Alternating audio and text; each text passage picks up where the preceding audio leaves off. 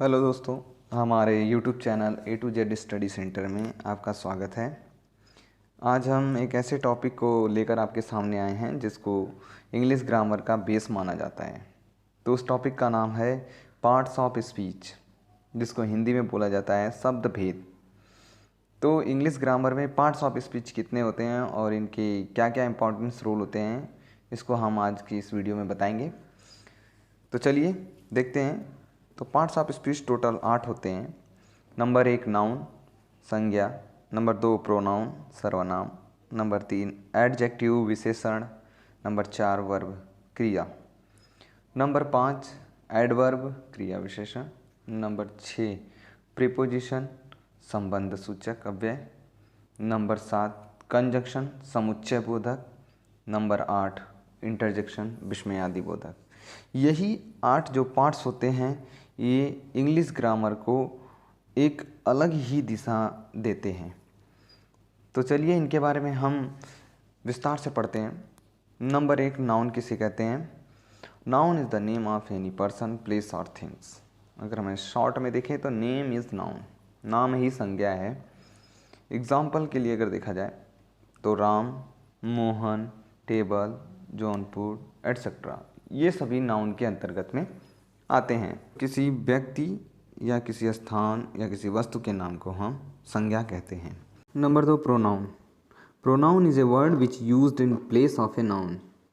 मतलब वे शब्द जो नाउन की जगह पर प्रयोग किए जाते हैं, जैसे राम, रहीम या किसी कोई जगह हो गया, उन शब्दों की जगह पर जो शब्द यूज़ किए जाते हैं उनको हम प्रोनाउन कहते हैं। जैसे I, we, you, they, he, she, it etcetera, ये सब जो होते हैं ये प्रोनाउन के अंतर्गत में आते हैं। Number 3 adjective. An adjective is a word which describe a noun और प्रोनाउन। मतलब एडजेक्टिव एक ऐसा शब्द होता है जो संज्ञा और सर्वनाम इन दोनों को डिस्क्राइब करता है, इन दोनों के बारे में वो बताता है। जैसे अगर हम एग्जाम्पल के बारे में देखेंगे तो you are a good boy, Krishna is an intelligent student. इन दोनों शब्दों में जो गुड और इंटेलिजेंट है, ये दोनों शब्द इनकी विशेषताओं को बतला रहे हैं।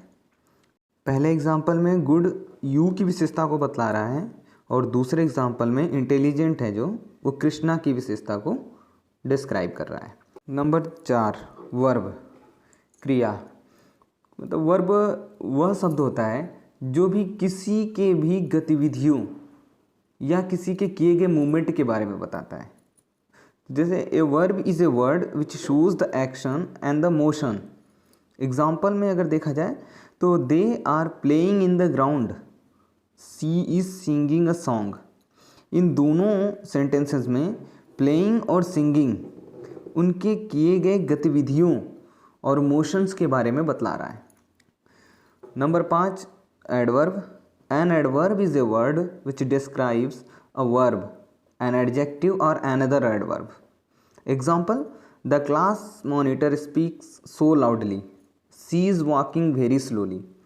इन दोनों अगर एग्जाम्पल में हम देखेंगे तो इसमें लाउडली और स्लोली एडवर्ब का कार्य कर रहे हैं। क्यों? क्योंकि यह उनकी विशेषताओं को डिस्क्राइब कर रहे हैं। Number 6 preposition. प्रीपोजिशन के नाम से ही ये पता चल जाता है कि यह एक संबंध सूचक अवयव है। तो इसको हम हिंदी में क्या बोलते हैं? संबंध सूचक अवयव। तो इसकी डिफिनेशन क्या हो गई? Preposition is a word placed before a noun और pronoun to show its relation with other words in the sentence. Example के लिए an aeroplane is flying in the sky. Number 2 he is sitting on the chair. इन दोनों examples में इन और on preposition का कार्य कर रहे हैं। क्यों? क्योंकि यह उनके रिलेशन को शो कर रहा है। Number 7 conjunction. Conjunction is a word which use to join words, classes, phrases और sentences. Example Chandan bought a table and a bed, Rajiv worked hard but he could not afford the salary. Conjunction मतलब इसमें किसी भी word या किसी sentence या phrases या clauses होते हैं, उनको जोड़ने का जो कार्य करता है वही कंजक्शन कहलाता है। तो इन दोनों एग्जांपल्स में एंड एक कंजक्शन वर्ड है। Number 8, interjection, a word which express the feelings और emotions such as joy, happy, surprise, disgust, excitement. अगर ये सब शब्द अगर आ रहे हैं तो वह इंटरजेक्शन वर्ड होता है। जैसे hurray, our team has won the match, wow what a beautiful scenery. इन दोनों एग्जांपल्स में अगर हम देख रहे हैं तो हुर्रे और वाओ इंटरजेक्शन वर्ड हैं। क्यों? क्योंकि ये सब उनके फीलिंग्स और इमोशंस को शो कर रहे होते हैं, इसलिए इंटरजेक्शन वर्ड है।